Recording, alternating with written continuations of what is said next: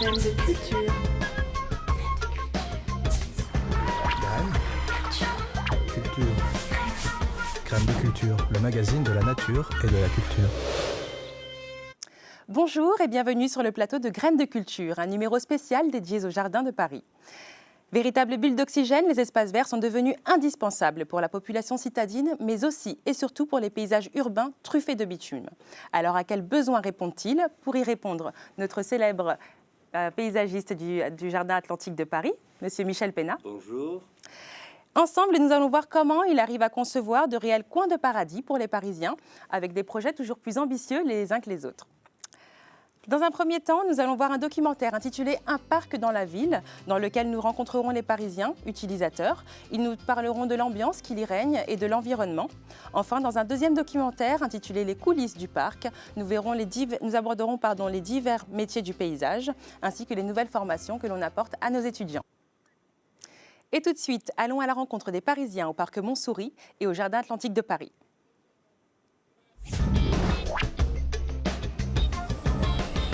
RERB, cité universitaire.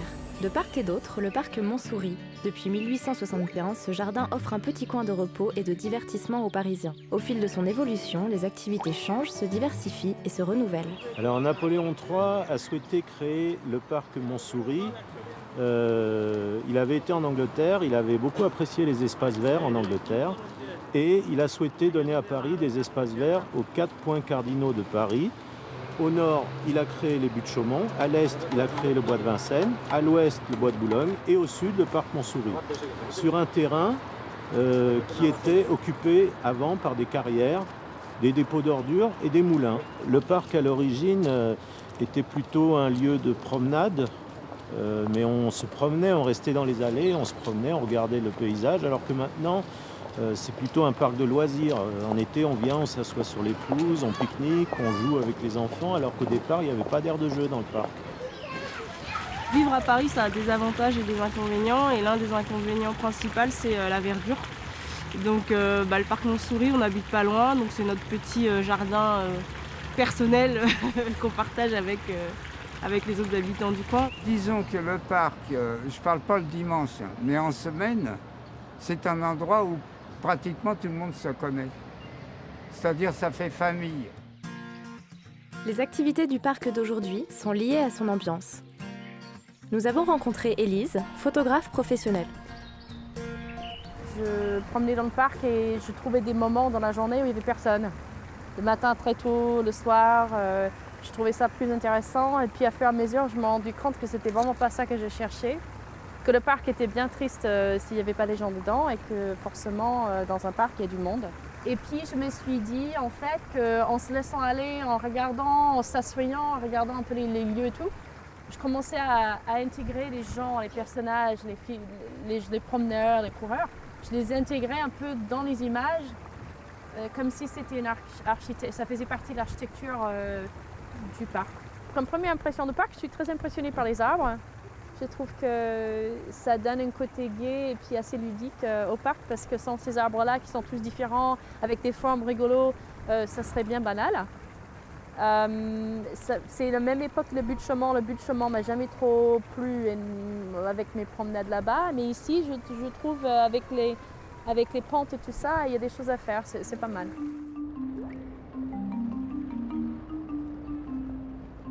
Au premier étage de la gare Montparnasse, un parc dans la ville. Le Jardin Atlantique, qui rappelle l'océan faisant face aux grandes villes desservies par sa gare souterraine. Fondé en 1994, c'est un parc typiquement contemporain de par sa conception et des activités qui y sont proposées.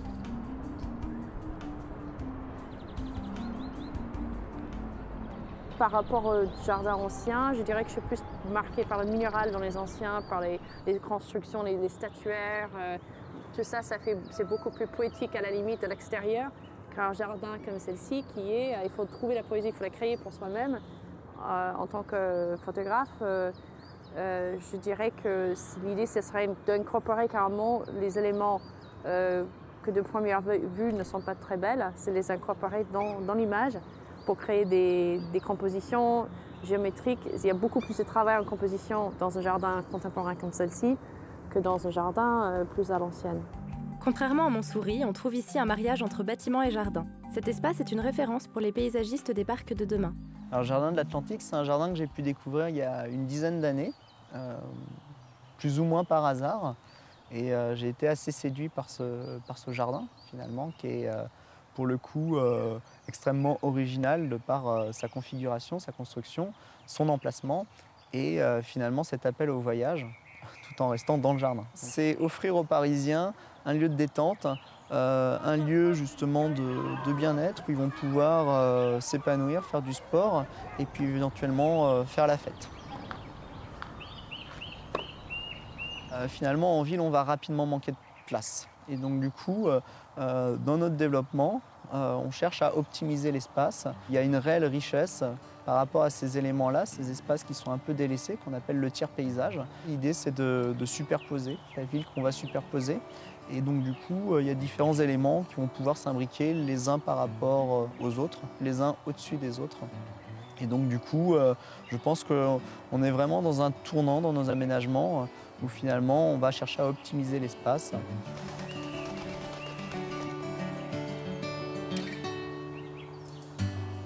Donc le projet Berge de Seine qui est en cours, finalement c'est offrir aux Parisiens un lieu de détente, un lieu justement de bien-être. On est le long d'un fleuve et la présence d'eau est quelque chose de très important. Nous au jardin, c'est vraiment un élément avec lequel on cherche à travailler puisque l'eau c'est la vie. Et donc du coup ça a un rapport à la fois apaisant, ça permet aussi de développer nos végétaux parce que sans eau, pas de végétaux ou peu de végétaux.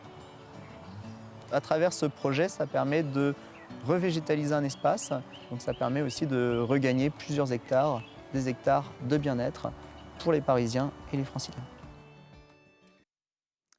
Alors nous l'avons vu, Michel, aujourd'hui il existe des parcs dits anciens, comme le parc Montsouris, plutôt excentré, calme, et des parcs plutôt contemporains, modernes, comme le Jardin d'Atlantique que vous avez conçu, beaucoup plus au centre de la ville, au cœur vraiment de tout le dynamisme d'une ville. Comment... Oui, alors si vous voulez, les parcs contemporains ne sont pas nécessairement au centre des villes, mais c'est vrai qu'aujourd'hui on essaie, notamment à Paris, d'en créer dans le centre de la ville parce que c'est là que les besoins sont le plus urgents, comme vous l'avez souligné. Et dans le reportage, on comprend bien aussi l'esprit des parcs parisiens. Et bien que le Jardin Atlantique soit un parc contemporain, on y reviendra après, mais on voit bien qu'il est dans la continuité même des jardins historiques de Paris. Ce sont des jardins qui étaient par Alphand, par Haussmann, thématisés. Il y avait le jardin des Buttes-Chaumont, le jardin Montsouris, le parc Monceau par exemple. Le jardin des Buttes-Chaumont, c'est le parc de montagne, ce sont des paysages de montagne.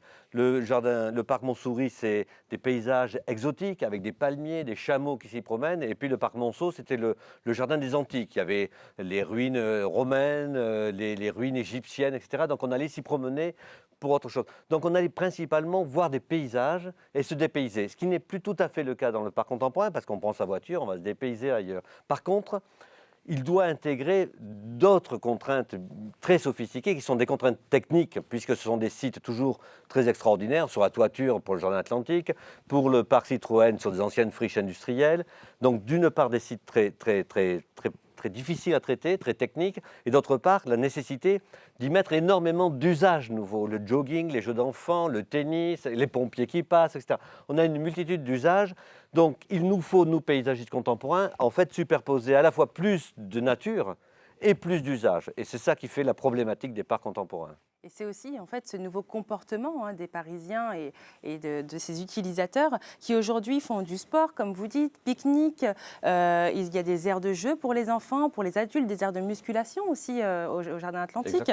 Est-ce qu'on n'a pas finalement l'impression que les nouveaux utilisateurs veulent être acteurs de ce parc, veulent être plus que des spectateurs? On ne se promène plus pour regarder, mais on est acteurs de ce parc. Et d'ailleurs, la photographe l'explique très bien. Elle dit on a l'impression que si le parc est vide, finalement, il ne sert à rien. On a besoin des gens comme si ces gens étaient des sculptures, des architectures en fait, de ce parc. Est-ce que vous, quand vous concevez vos parcs, vous imaginez aussi les personnes à l'intérieur, comme si elles faisaient partie, comme si ce parc était une seule personne au final? Bien sûr, les parcs contemporains doivent être des parcs animés. ce sont des jardins animés, parce qu'en effet, la vie qu'on y met et que les utilisateurs y mettent fait le paysage contemporain. Et comme vous le soulignez très bien, comme on l'a vu sur le reportage, le parc Montsouris, la photographe, c'est amusant parce qu'elle dit c'est facile à photographier. En effet, ce sont des compositions de paysages, alors que le jardin atlantique, c'est plutôt des contenants de paysages, on pourrait dire, où les gens vont y trouver des places, une multitude d'activités et en même temps revendiquer de la nature.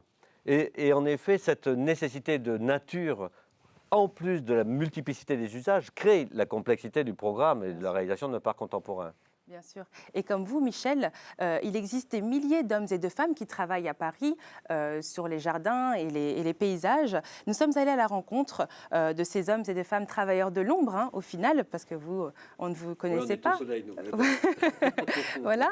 Nous allons éclairer ces métiers. Nous allons aller voir qui sont-ils et aussi qui sont les prochaines mains vertes, finalement, de ces parcs parisiens, dans une école de Breuil qui nous a gentiment ouvert ses portes. Tout de suite, les coulisses du parc.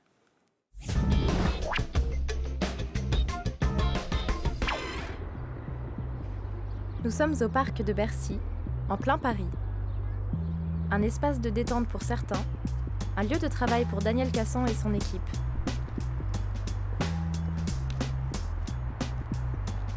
Ce qui est passionnant dans un jardin, c'est de voir les choses évoluer, les plantes que l'on installe, les voir pousser, pouvoir les gérer, savoir comment par exemple pour un arbuste, comment on doit le tailler, à quel moment, à quelle période, est-ce qu'il y a eu un petit problème végétatif, pourquoi. Toutes ces choses-là sont passionnantes parce qu'on est vraiment très très proche de la nature et on se fonde à la nature et en même temps, il faut être très humble par rapport à elle, c'est elle qui commande. C'est elle qui commande, mais pas seulement. Pour ce parc, on ne peut pas faire n'importe quoi. Les architectes ont encore le droit de visu et si on veut changer un massif de place, on n'a pas le droit, il faut le laisser tel que.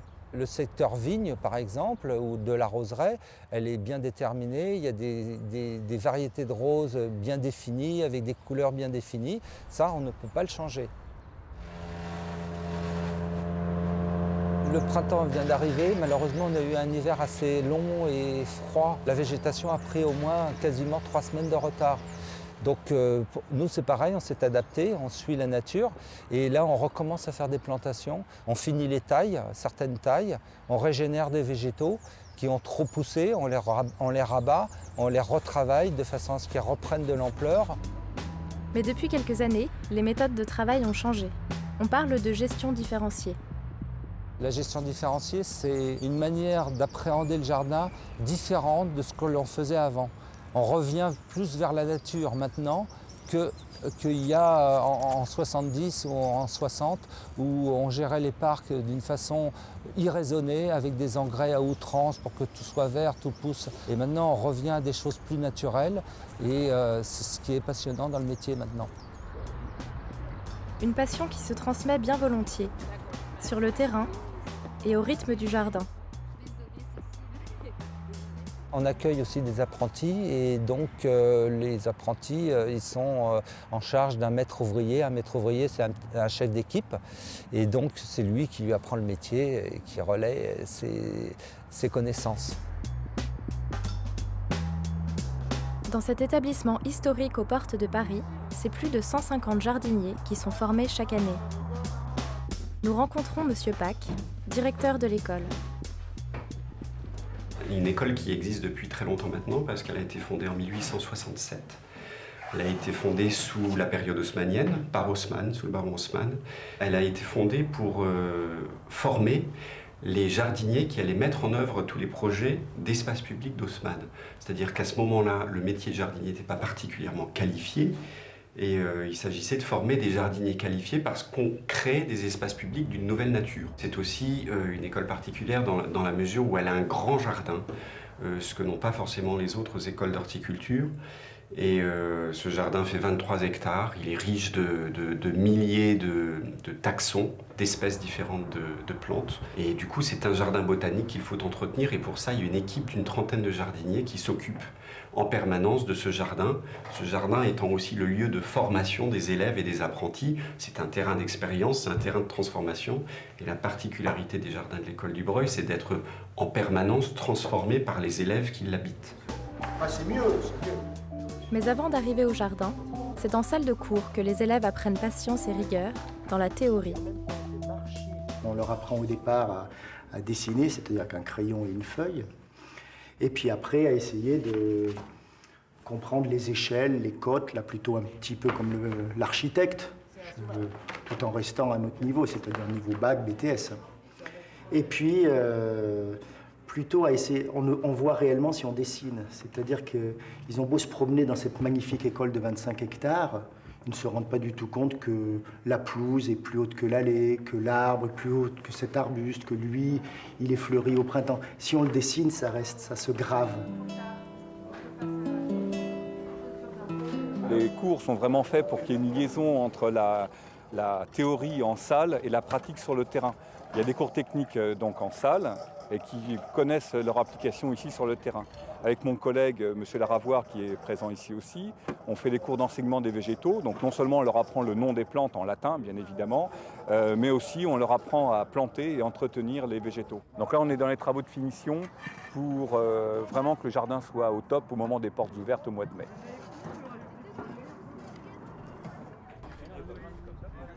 Il n'y a pas un métier de jardinier, il y a celui qui connaît le mieux les vivaces, celui qui connaît le mieux les plantes potagères, celui qui connaît le mieux les arbres, les débrousaillages, les tontes précises comme dans la cour d'honneur, etc., etc. Le métier de jardinier a beaucoup évolué ces dernières années. On travaille avec les jardiniers de la ville de Paris et c'est vrai qu'à Paris, par exemple, il y a une politique municipale qui a fait évoluer la manière dont on traite les jardins à Paris. On veut plus de pesticides, on veut plus de traitements qui soient nocifs pour le sol, pour l'environnement. Un jardin, ce n'est pas quelque chose qui se nettoie, c'est quelque chose qui se regarde. C'est des éléments qui étaient moins présents il y a encore une dizaine d'années. Comme on l'a vu, Michel, il y a des études très précises aujourd'hui pour savoir comment disposer les espèces de plantes et de fleurs. Quels sont les différents métiers qui s'occupent finalement de cette disposition, plus que les architectes au final ? Oui, alors, il y a toute une palette de métiers, le reportage le montre bien. C'est vrai que l'école du Breuil est très intéressante à ce titre, puisqu'elle a été créée sous Haussmann, et c'est du moment au temps de l'invention du jardin public. Parce qu'il faut voir que le jardin public, ce n'est pas une chose qui a toujours existé, c'est une chose assez récente, qui date du 19e siècle. Alors, il y a des jardiniers, évidemment, qui opèrent dans le domaine public et qui sont les gens dont on a énormément besoin, parce qu'il y en a de moins en moins de jardiniers, donc j'invite tout le monde à suivre ces écoles. Ce sont beaucoup des techniciens de surface. Aujourd'hui, ils sont mécanisés, donc c'est plus vraiment du jardinage. Donc bravo à l'école du Breuil, il faut continuer à faire des gens qui sont très compétents dans le jardinage, c'est-à-dire la manière de faire pousser les plantes. Et puis ensuite, ça se décline, donc il y a des niveaux BTS, il y a des niveaux BPA, il y a des niveaux BTS, etc., plusieurs niveaux. Il y a 6 écoles ensuite de paysagistes de niveau supérieur, comme nous l'avons fait, d'architectes paysagistes, avec un bac plus 6, qui font vraiment de la conception. Mais on se retrouve tous, au bout du compte, sur une ligne commune, et le professeur d'école du Breuil le montre très bien, c'est le dessin, je dirais. Et à un moment donné, ce travail sur le dessin est très intéressant, parce que c'est une manière d'explorer l'existant, de tomber un peu amoureux aussi d'un lieu, parce que c'est toujours un peu une négociation amoureuse avec la nature, notre travail. Bien sûr, et c'est là aussi où je remarque qu'effectivement, il ne faut pas avoir juste la main verte. C'est vrai que c'est un travail manuel, le jardinage, le paysage, ça reste un travail manuel dans le fond, puisqu'on s'occupe des plantes, de la terre. On est très proche en fait de tout ce qui est naturel, mais il faut avoir quand même un certain recul. On a vu donc ces étudiants dessiner, ce qui relève d'ailleurs d'un travail d'ingénieur en architecture. Hein. Vous êtes paysagiste. Architecte paysagiste. Oui. On peut dénommer comme ça, si vous voulez, ou ingénieur paysagiste pour certains, mais ce n'est pas que la main verte, c'est la pensée verte qu'il faut avoir. La pensée verte, voilà, qui allie le côté architectural, on va dire, et le côté manuel de la chose. On voit aussi aujourd'hui que les étudiants ont une théorie très poussée, apprendre les noms des fleurs en latin, voir un petit peu aussi la politique municipale donc des villes. C'est quelque chose qui est donc récent. La gestion différenciée dont il a bien parlé, La gestion différenciée, c'est la nouvelle manière de gérer les espaces verts. Donc ces choses-là, en effet, sont absolument importantes. C'est très important d'apprendre les noms des plantes en latin, d'abord pour vous impressionner déjà. Hein. C'est comme les médecins de Molière. Et ensuite, parce que quand on va travailler en Chine, c'est la seule manière de se comprendre en parlant en latin. Donc ça, c'est formidable pour ça. La botanique, c'est universel et c'est quand même rare aujourd'hui. Je crois que c'est pas ça qui fait la spécificité et la qualité des jardiniers. C'est vrai que c'est l'amour des plantes, de l'amour de l'environnement. Je dirais le soin qu'on porte à l'environnement comme on le porterait à une personne. Bien sûr. Le soin. Et donc, un architecte paysagiste, il ne va pas du tout planter ses arbres, sauf nous, pour le plaisir, nos propres arbres chez nous. Mais sinon, lui, il dessine, il conçoit et il dirige des entreprises qui vont les planter. Donc c'est la pensée verte dont je vous pensais. C'est une vision, c'est comme un travail d'architecte, il y a une conception, c'est une réflexion. On essaie de résoudre des problèmes d'environnement et de compatibilité, comme on le disait tout à l'heure, de vie urbaine, souvent avec un milieu naturel. Mais globalement, c'est une chaîne de métiers qui sur le paysage, qu'on appelle le paysage au sens large, qui intègre le jardinage et puis la conception des environnements urbains, des environnements même de grands territoires. Donc un vrai mariage, une alliance au final. Hein, continuité, c'est une même famille en effet. La culture et la nature finalement. C'est le titre de l'émission et ça tombe bien, c'est exactement ça, c'est-à-dire qu'on ne dissocie pas la nature de la culture. Nous, en tous les cas, paysagistes. Exactement. Donc nous l'avons vu, le patrimoine écologique et esthétique de Paris, avec ses près de 400 parcs et jardins. Donc c'est vrai que c'est beaucoup. Et sachez que Paris est la capitale la plus boisée d'Europe. Exactement. Voilà, et elle accueillera encore de nouveaux espaces verts dans les prochaines années. Et donc finalement, on restera tout entouré de verts. Nous, on réalise le dernier grand parc de Paris qui est sur l'hippodrome d'Auteuil. Et là, ça montre encore que des espaces qui étaient mal utilisés, à notre sens, en termes d'espace public, deviennent aujourd'hui des grands. C'est 12 hectares qui vont être livrés aux Parisiens au mois de mai, de nouveaux parcs parisiens. Voilà. Et il s'agit encore d'un nouveau challenge pour aller un peu plus loin que le Jardin Atlantique. C'est moins technique en termes de technicité vraiment, mais c'est plus complexe en termes d'usage puisqu'on y intègre des grands parcs de sport, un terrain de rugby, un terrain de football, de basket, du hockey. Et en essayant néanmoins d'en faire un grand paysage parisien, un grand paysage où il y a beaucoup d'air et il y a la vue sur la vallée de la Seine. Je vous le ferai visiter au mois de mai, c'est promis. Avec plaisir. Donc nous allierons au final l'insolite, le côté naturel et le côté acteur aussi, action du nouvel utilisateur parisien. Voilà, écoutez, je vous remercie pour nous avoir suivis, ce nouveau documentaire que nous avons mené avec monsieur Michel Pénat. Je vous remercie de vous être déplacé et de nous avoir entretenu de ces très belles informations. Merci beaucoup. À très bientôt pour un nouveau numéro de Graines de Culture. Au revoir.